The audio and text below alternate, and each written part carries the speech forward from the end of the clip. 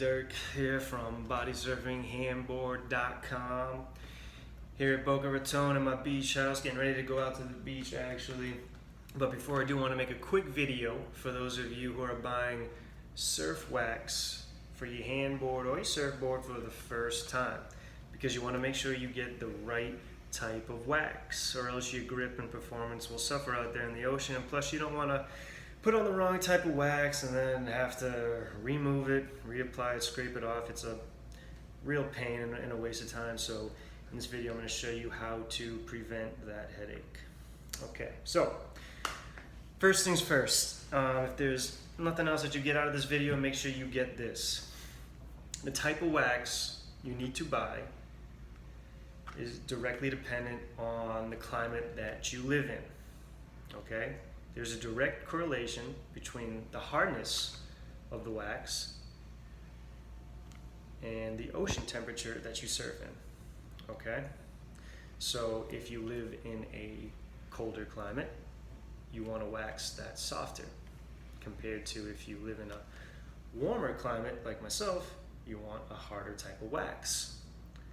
Myself, I use warm tropical wax by Sticky Bone. Okay, now this is harder than the colder wax and it's good for warmer water temperatures. All right. One thing to keep in mind about water temperature is that it does tend to fluctuate depending on where you live. So that's something else to keep in mind, right? Because then you might need two types of wax, right? One for the colder season and then one for your warmer season. All right. And the reason, if you don't get the right type of wax based on the temperature, it can either like melt or become too hard, and then it becomes ineffective on your board. And I know if you're still confused about which type of wax to get, I actually created this handy little table at bodysurfinghandboard.com/besthandboardwax. You can go there and it lists the different types of wax: cold, cool, warm, and tropical, with their corresponding ideal temperature ranges that they work best in. And I also give my own personal recommendation on the best brand to use for those different types of wax. All right, so make sure to go check that out. Next on my list is the stickiness of the wax. Really, this is based on personal preference. I like to use super sticky wax because I like having a lot of friction between my hand and the board. Some surfers prefer less tacky or less sticky wax because they like a little bit of play, a little bit of movement. For beginners, I recommend a pretty sticky wax, and also if you have a new handboard or a new surfboard, definitely use sticky wax to help break it in, because that board's going to be super smooth. So you need something to help keep your hand on it. The next thing to consider is the ingredients of the wax. As you can see right here, there's an ingredients label on the side of the box. I prefer to go all natural, and I recommend you to do the same to help save our ocean and remain eco-friendly. Some waxes are made with this toxic chemical called paraffin, so you got to watch out for that. You want to try to stay green if you can.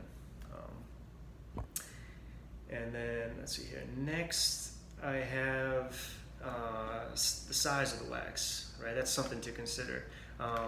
Usually, you can go to your local surf shop and buy these individually, but it's only 2 bars. I mean, I guess you could buy multiple of these, but they only come in like 2 bars.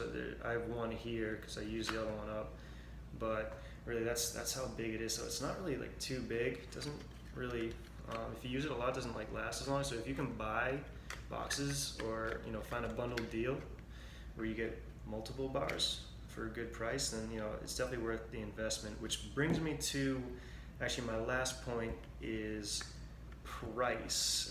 That's another feature you should consider. Honestly, this little box only cost me, I think, like $1.50.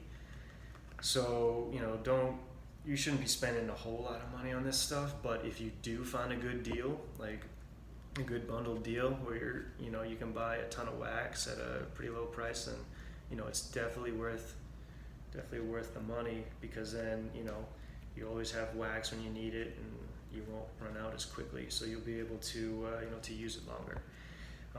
So those are my 5 key takeaways when it comes to buying surf wax for your handboard or your surfboard.